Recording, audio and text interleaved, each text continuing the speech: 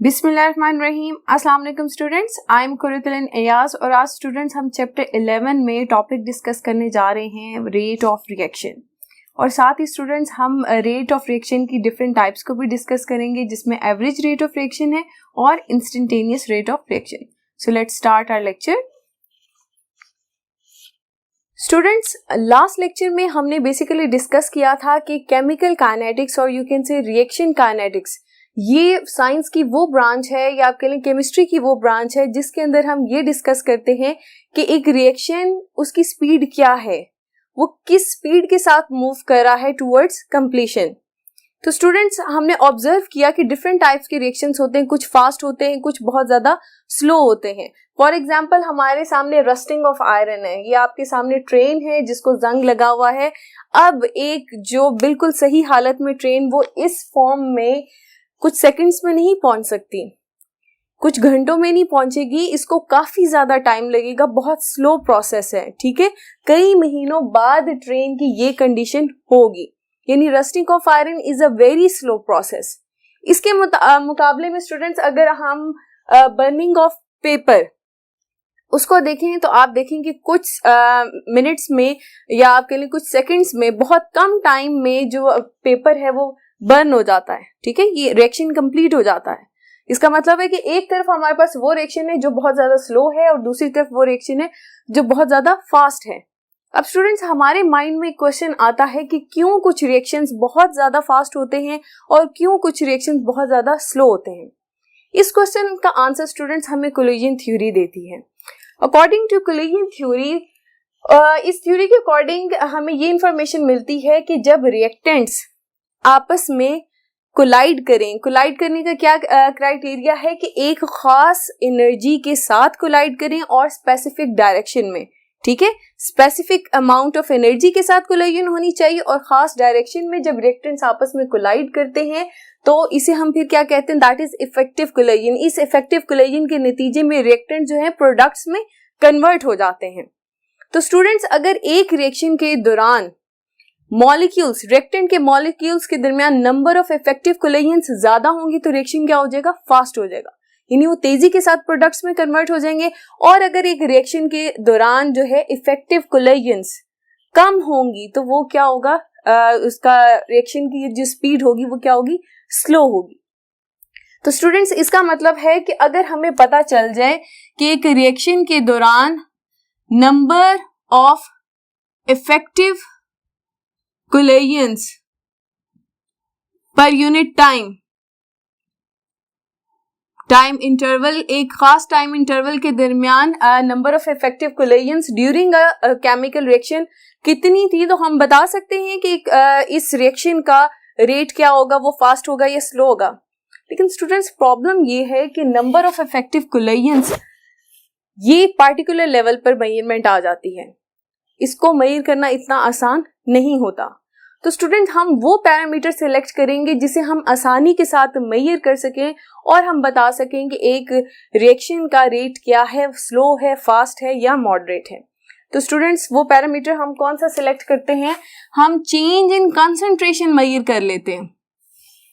Delta C किसको denote करा, change in concentration. ये चेंज इन कंसंट्रेशन रिएक्टेंट्स की भी हो सकती है कि start of the reaction reactants की क्या अमाउंट थी और बाद में टाइम गुजरने के साथ साथ कंसंट्रेशन कम होती जा रही है, कितनी कम हो रही है और कितनी तेजी के साथ कम हो रही है, उसके मुताबिक हम बता सकेंगे कि रिएक्शन का रेट क्या है, स्लो है या फास्ट है, यानी change in concentration over time interval.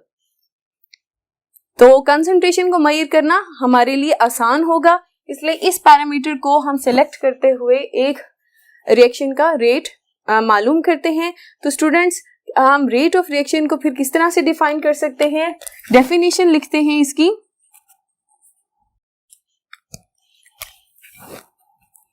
The change in concentration of reactants और प्रोडक्ट्स, यानी हम रिएक्टेंट्स के लिहाज से भी रेट को डिस्कस कर सकते हैं कि change in concentration of reactants during time interval क्या थी, या प्रोडक्ट्स की चेंज इन कंसंट्रेशन किस तरह से हो रही है। दोनों में से कोई एक रिएक्टेंट या प्रोडक्ट्स हम सिलेक्ट कर सकते हैं, ठीक है। The change in concentration of reactants और products divided by time taken for that change, यानी कितने टाइम में इनकी कंसंट्रेशन कितनी चेंज हुई, इसको हम क्या कहेंगे, is called rate of reaction.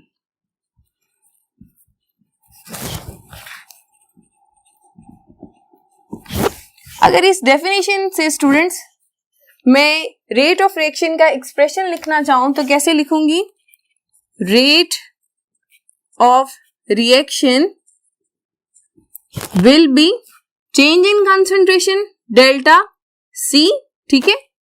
आप इसे डेल्टा X भी कह सकते हैं, over delta T divided by time taken for that change. Delta C किसको डिनोट कर रहा है, change in concentration of a substance इसमें वर्ड इसलिए यूज करें कि रिएक्टेंट भी रख सकते हैं और प्रोडक्ट्स को भी लेकर आप ये चेंज मेजर कर सकते हैं, over time taken for that change. इसे टाइम इंटरवल भी आप कह सकते हैं, ठीक है। तो स्टूडेंट्स इस फॉर्मूला से अगर हम रेट की यूनिट डिटरमिन करना चाहें कि रेट ऑफ रिएक्शन की यूनिट क्या है, तो स्टूडेंट्स कंसंट्रेशन का क्या यूनिट होता है, मोलारिटी, ठीक है। तो इस तरह से लिख सकते हैं, rate of reaction is equal to, units लिखना चाह रहे हैं, मोलारिटी मोल पर डीएम क्यूब, ये यूनिट होता है, ओवर टाइम सेकेंड्स, ठीक है। तो ये एक यूनिट हमारे पास आ जाएगा मोल पर डीएम क्यूब पर सेकेंड, ठीक है। लेकिन स्टूडेंट्स अगर हमारे रिएक्टेंट्स गैसेस हों तो फिर हम क्या कंसंट्रेशन का यूनिट जो है वो मोलारिटी नहीं इस्तेमाल कर सकते, हम पार्शियल प्रेशर इस्तेमाल करेंगे। तो फिर रेट ऑफ रिएक्शन की यूनिट क्या होंगे, rate of reaction will be equal to atmosphere, that is the unit of pressure, over second, तो एटमॉस्फेयर पर सेकेंड। ये सेकेंड यूनिट आ जाएगा, ये किस चीज के लिए है, जब आपके पास रिएक्टेंट्स जो हैं वो गैसेस हो, ठीक है स्टूडेंट्स।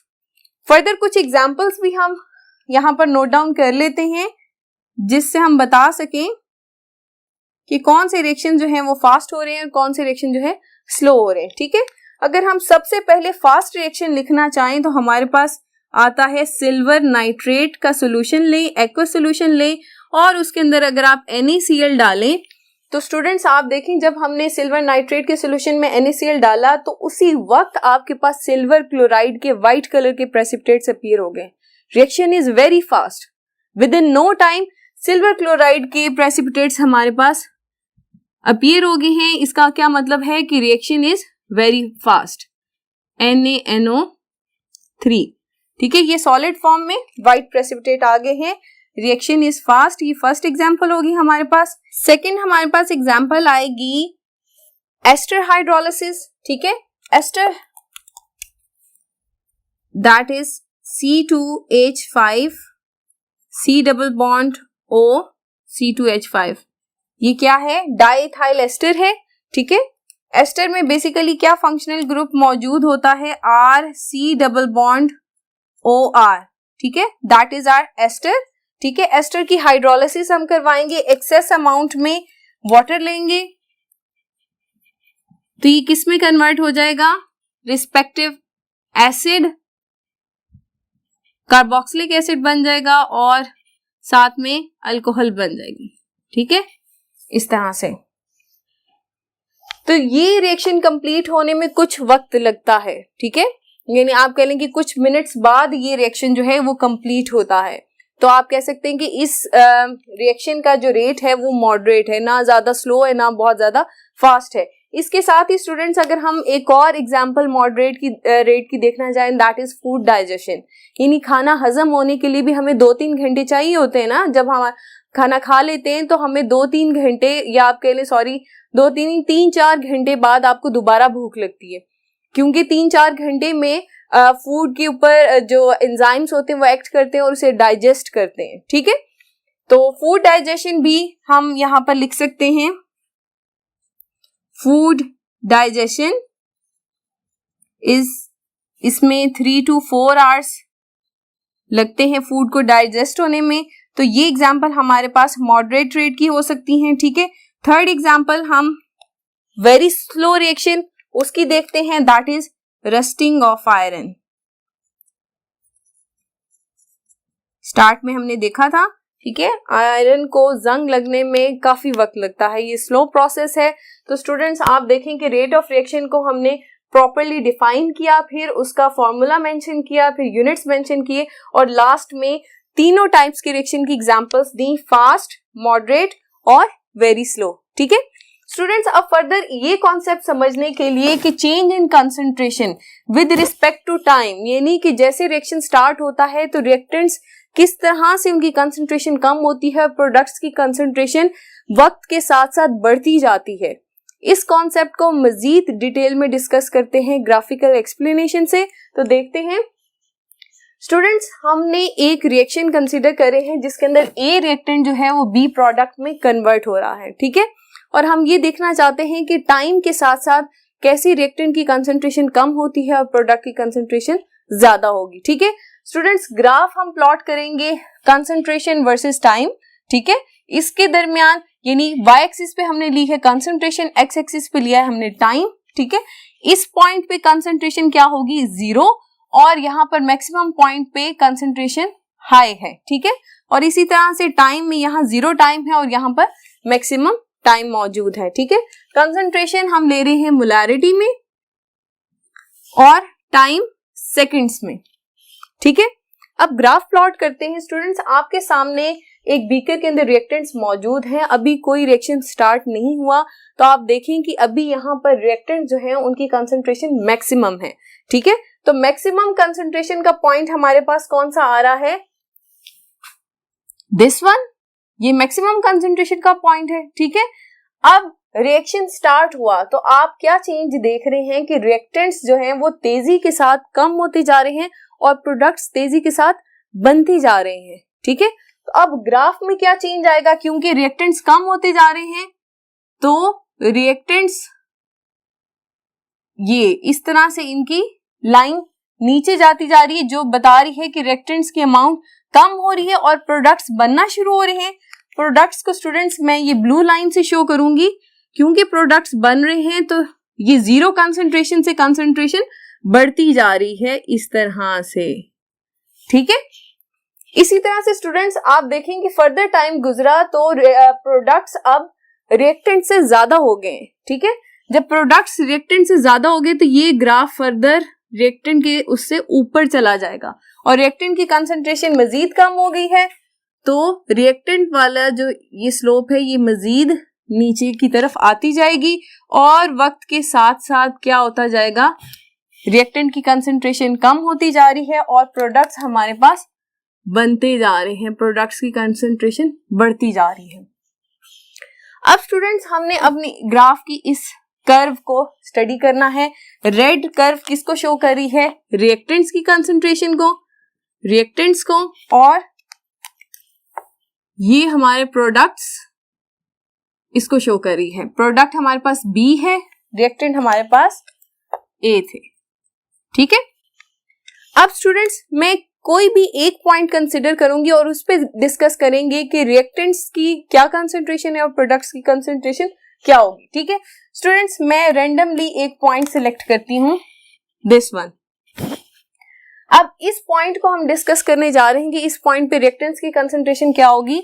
अब आप देखें कंसंट्रेशन के लिए हम यहां पर देखेंगे और टाइम के लिए इसको नीचे एक्सटेंड कर देंगे। ठीक है, तो हमने देखा जब रिएक्शन स्टार्ट हुआ था, अभी बहुत कम टाइम गुजरा तो रिएक्टेंट्स कितनी तेजी के साथ डिक्रीज हो गए। आप यहाँ सामने पिक्चर में भी देख सकते हैं कि बहुत तेजी के साथ रिएक्टेंट्स क्योंकि ज्यादा अमाउंट में थे, उनकी कंसंट्रेशन ज्यादा थी, आपस में इफेक्टिवली कोलाइड हुए और तेजी के साथ प्रोडक्ट्स में कन्वर्ट हुए। इसीलिए ये जो स्लोप है ये तेजी के साथ डिक्रीज हो रही है। ठीक है, कर्व आप देखें ये काफी ज्यादा तेजी के साथ नीचे से आ रहा है, इसका मतलब रिएक्टेंट जो है तेजी के साथ बहुत शॉर्ट टाइम इंटरवल में कम हो रहे हैं। और इसके रिस्पेक्टिवली अगर हम ये पॉइंट कंसिडर करें प्रोडक्ट्स की कंडीशन क्या होगी, इसी टाइम पे ये सेम टाइम प्रोडक्ट्स के लिए भी हम देखना चाह रहे हैं और प्रोडक्ट्स की कंसंट्रेशन देखें 0 से इंक्रीज कर गई। ठीक है, तो प्रोडक्ट्स इस पॉइंट पे सेम टाइम इंटरवल पे प्रोडक्ट्स बढ़ गए और रिएक्टेंट्स तेजी के साथ कम हो गए। ठीक है, तो इसका मतलब है कि reactants start of the reaction, जब रिएक्शन स्टार्ट हुआ है तो रिएक्टेंट्स तेजी के साथ कम होते गए और प्रोडक्ट्स तेजी के साथ बढ़ते गए। लेकिन जैसे जैसे वक्त गुजरता जा रहा है तो हम देख रहे हैं कि रिएक्टेंट्स इतनी तेजी के साथ उनकी अमाउंट जो है वो कम नहीं हो रही और प्रोडक्ट्स भी इतनी तेजी के साथ मजीद नहीं बन रहे। उसकी क्या वजह है स्टूडेंट्स, कि अगर हम इस पॉइंट को कंसिडर करें,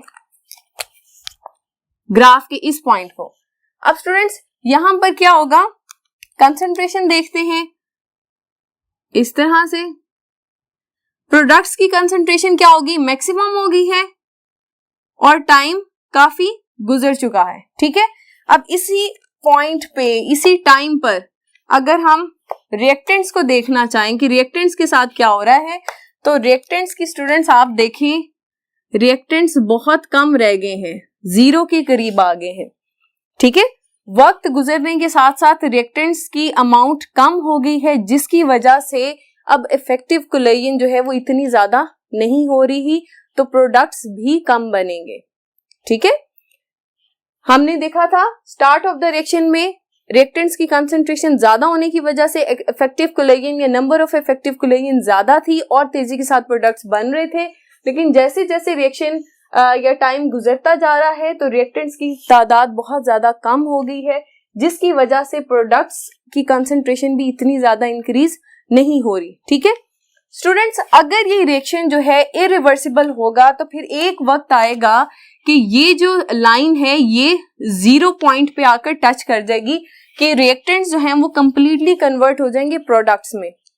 लेकिन अगर स्टूडेंट्स हमारा रिएक्शन रिवर्सिबल है, तो रिवर्सिबल रिएक्शन में हम पढ़ चुके हैं केमिकल इक्विलिब्रियम के चैप्टर में कि इक्विलिब्रियम एस्टैब्लिश हो जाता है between the reactants and products. तो आप देख सकते हैं ये ग्राफ होगा अगर रिएक्शन रिवर्सिबल होगा, दोनों लाइंस जो हैं वो आप कह लें कि रिएक्टेंट की लाइन जो है वो एक्स एक्सिस को टच नहीं करेगी। ठीक है, यानी रिएक्टेंट की कंसंट्रेशन 0 नहीं होगी।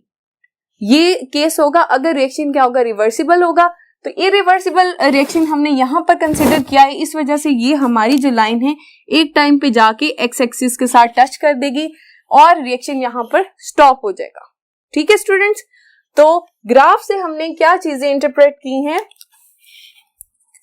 That is change in concentration of reactants A और products B is much more at start of reaction, यानी रिएक्शन के शुरू में चेंज इन कंसंट्रेशन बहुत ज्यादा है, तेजी के साथ रिएक्टेंट्स कम हो रहे हैं और प्रोडक्ट्स तेजी के साथ इंक्रीज हो रहे हैं, एंड डिक्रीजेस ग्रेजुअली, यानी ये चेंज इन कंसंट्रेशन वक्त के साथ साथ कम होती जा रही है। ठीक है, ये पहली बात हमने देखी। दूसरी बात हमने देखी रेट डिक्रीजेस, यानी rate of reaction decreases with time, यानी जैसे जैसे वक्त गुजरता जा रहा है रेट कम होता जा रहा है। ठीक है, और तीसरी बात rate of reaction will never remain same, that is changing every movement.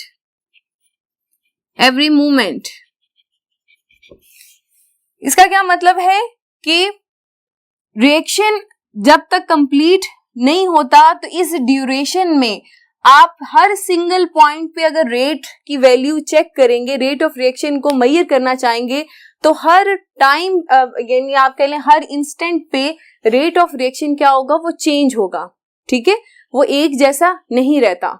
जैसे स्टूडेंट्स वक्त है वो हर लम्हे बदल रहा है, ठीक है, एक जैसा तो नहीं रहता। अभी जिस लम्हे में हम जी रहे हैं, जो आने वाला लम्हा वो उससे क्या होगा, मुख्तलिफ होगा। तो इसी तरह से रेट ऑफ रिएक्शन भी हर लम्हे बदलता रहता है, ठीक है, वो एक जैसा नहीं रहता। Start of the reaction rate की वैल्यू ज्यादा होती है क्योंकि चेंज इन कंसंट्रेशन ज्यादा होती है, रिएक्टेंट्स की हो या प्रोडक्ट्स की हो, लेकिन जैसे टाइम गुजरता जाता है चेंज इन कंसंट्रेशन इतनी ज्यादा नहीं है, जिसकी वजह से रेट की वैल्यू क्या हो जाती है, कम हो जाती है at the end of the reaction, ठीक है।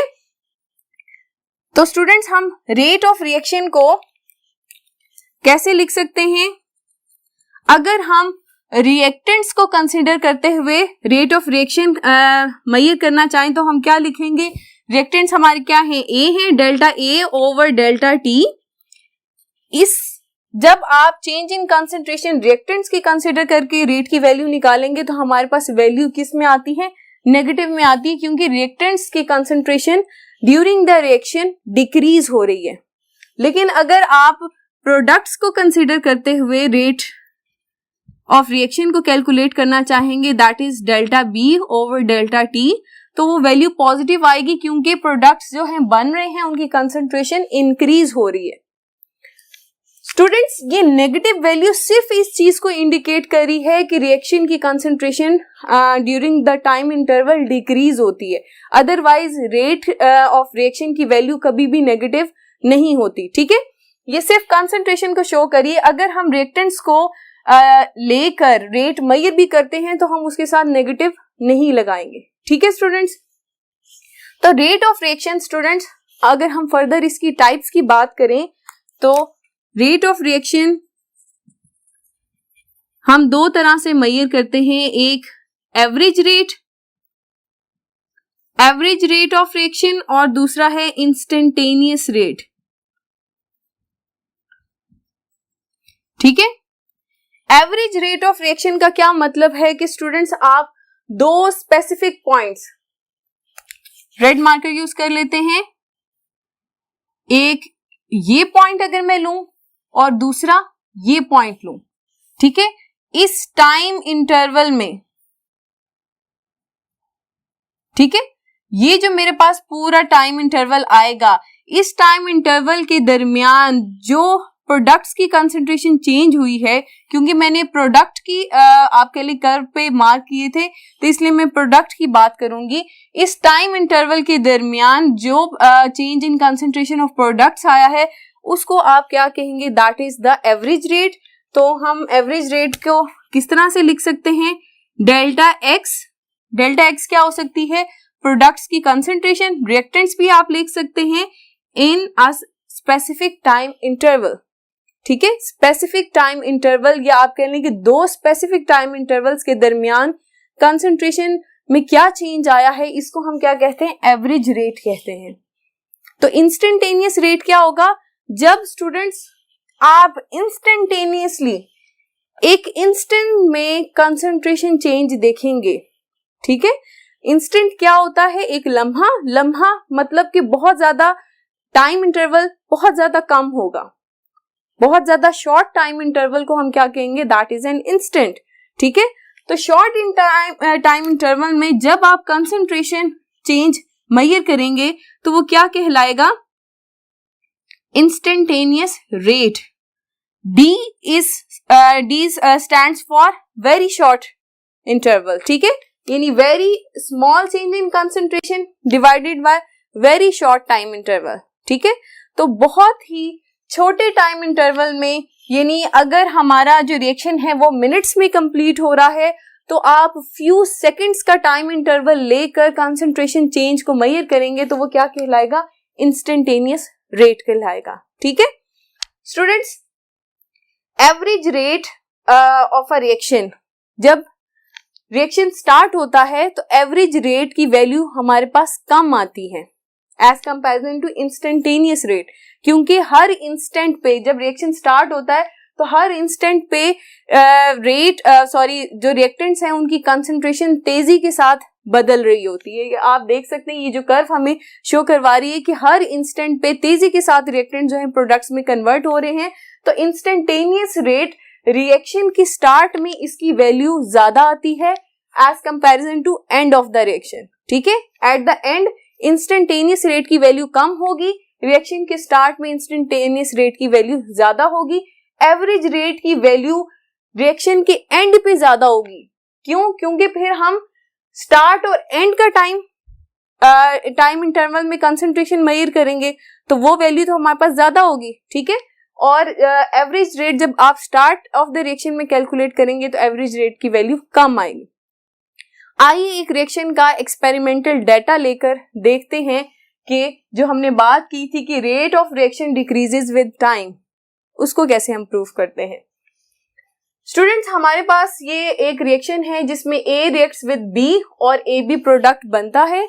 यहां पर with respect to A reactant हम रेट कैलकुलेट करेंगे और हम ये देखेंगे कि जैसे जैसे टाइम गुजरता जाएगा क्या वाकई रेट ऑफ रिएक्शन डिक्रीज होता है।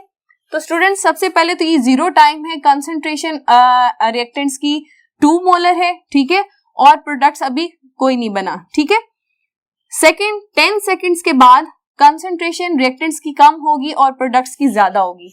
अब यहां पर अगर हम इन दो पॉइंट्स के दरमियान एवरेज रेट को कैलकुलेट करें, 0 से 10 सेकेंड्स के दरमियान हम एवरेज रेट कैलकुलेट करेंगे तो एवरेज रेट हमारे पास क्या आएगा, आर एवरेज रेट है, change in concentration final minus initial, final concentration हमारे पास क्या आई है 1.25 minus initial 2 divided by time interval final 10 seconds minus initial 0।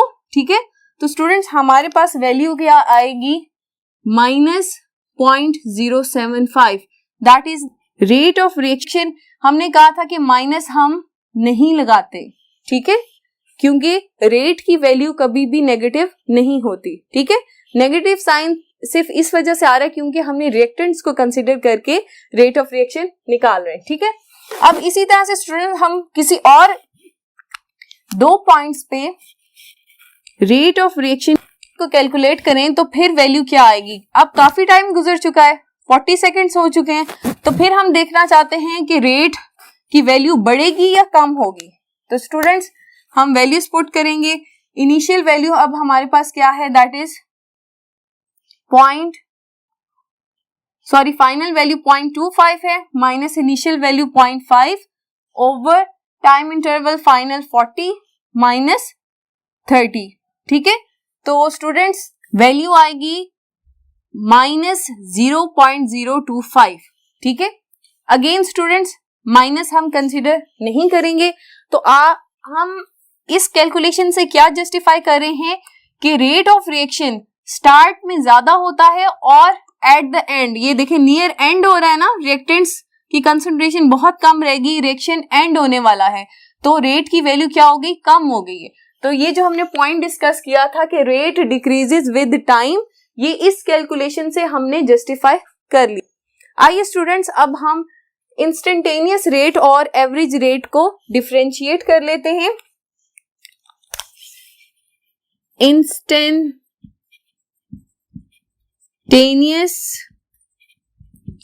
Rate, ठीक है, ये एग्जाम पॉइंट ऑफ व्यू से डिफरेंस आपके लिए इंपॉर्टेंट है। एवरेज रेट, ठीक है, तो पहला पॉइंट स्टूडेंट्स हम इनकी डेफिनेशन का ही लिखेंगे, the change in concentration at any instant during the interval is called instantaneous rate।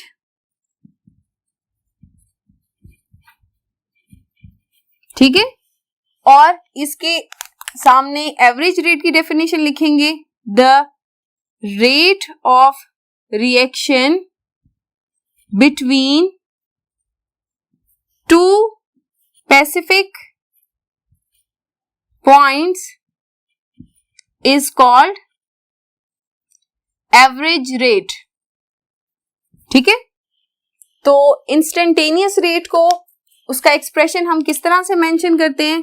Second point हम वो लिखेंगे, इंस्टेंटेनियस रेट, क्योंकि ये एक इंस्टेंट पे चेंज इन कंसंट्रेशन को हम मेजर करते हैं, तो वेरी स्मॉल कंसंट्रेशन के लिए हम dx, very small change in concentration over very small time interval. ठीक है, एवरेज रेट को हम कैसे लिखेंगे? Average rate that will be equal to change in concentration between two specific points and time interval for that change. ठीक है, last point students, at start of reaction instantaneous rate, value of instantaneous rate is higher than average rate. ये भी हमने बात discuss की थी कि जब रिएक्शन स्टार्ट होता है तो इंस्टेंटेनियस रेट की वैल्यू ज्यादा होगी as comparison to average rate, और एवरेज रेट के केस में क्या होता है? At the end of reaction average rate की वैल्यू क्या होती? ज्यादा होती है. Average rate that is high, और कंपैरिजन टू इंस्टेंटेनियस रेट उसकी value at the end of the reaction क्या होगी? कम होती है. ठीक है, उसकी वजह भी देख लें कि eight the end of the reaction change in concentration in products और रिएक्टेंट्स बहुत ज्यादा कम है, जिसकी वजह से इंस्टेंटेनियस रेट की वैल्यू भी आपके पास कम आएगी. ठीक है स्टूडेंट्स, याद रहे इंस्टेंटेनियस रेट और एवरेज रेट एक पॉइंट पे आकर इक्वल हो सकते हैं जब इंस्टेंटेनियस रेट में जो टाइम इंटरवल है वो 0 हो जाए. ठीक है, तो उस पॉइंट पे एवरेज रेट और instantaneous rate they become equal. Students, ये बात होगी differentiate between instantaneous and average rate. अब इस टॉपिक के लिहाज से स्टूडेंट्स हमारी एक्सरसाइज में क्वेश्चन है that is rate of reaction is ever changing parameter. वो ये आपसे पूछना चाह रहे हैं क्या वाकई रेट ऑफ रिएक्शन जो है वो हर लम्हे बदलता जाता है? तो स्टूडेंट इसका आंसर हम लॉ ऑफ मास एक्शन से दे सकते हैं. लॉ ऑफ मास एक्शन क्या हमें बताता है? That is rate of reaction depends upon the concentration of reactants. ठीक है, और you can say rate of reaction is directly proportional to the concentration of reactants. यानी रिएक्टेंट्स की कंसंट्रेशन जितनी ज्यादा होगी उतना ही रेट ऑफ रिएक्शन ज्यादा होगा, और रिएक्टेंट्स की कंसंट्रेशन कम हो जाएगी तो क्या होगा? रेट ऑफ रिएक्शन भी कम हो जाएगा. तो स्टार्ट में हमने देखा था कि रिएक्शन के स्टार्ट में रिएक्टेंट्स की कंसंट्रेशन ज्यादा होती है, इस वजह से रेट ऑफ रिएक्शन भी ज्यादा होगा, और जैसे जैसे टाइम गुजरता जाएगा हर लम्हे रेट ऑफ रिएक्शन चेंज होता जा रहा है, क्योंकि हर पॉइंट पे कंसंट्रेशन बदलती जा रही है. तो at the end rate of reaction decreases due to the decrease in concentration of reactants. ठीक है स्टूडेंट्स, तो आप इस कॉन्सेप्ट को यूज करते हुए इस क्वेश्चन को आंसर कर सकते हैं. आज का लेक्चर स्टूडेंट्स यहाँ पर खत्म करते हैं. होप सो स्टूडेंट्स आपको रेट ऑफ रिएक्शन और एवरेज रेट और इंस्टेंटेनियस रेट के कॉन्सेप्ट क्लियर हुए होंगे. अपना बहुत सा ख्याल रखिए. अल्लाह हाफिज.